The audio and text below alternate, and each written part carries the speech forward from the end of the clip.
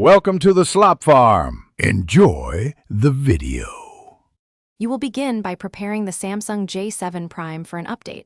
First, charge the device to at least 50% and connect to stable Wi-Fi.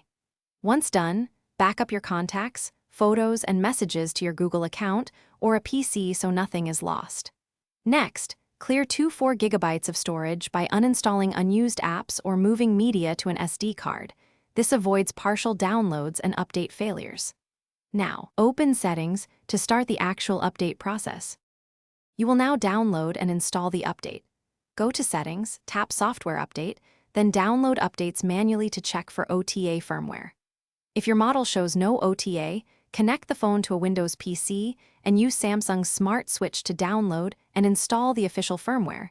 This method verifies integrity and applies necessary patches.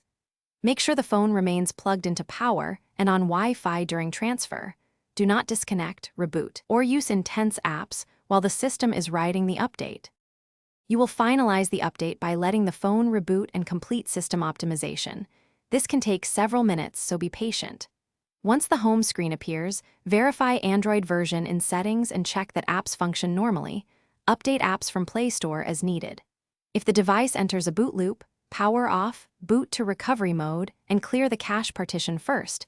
This often resolves startup issues. If problems persist, reflash official firmware with Odin or seek authorized service for hardware-level fixes. Thanks for watching. Consider subscribing if we helped you today.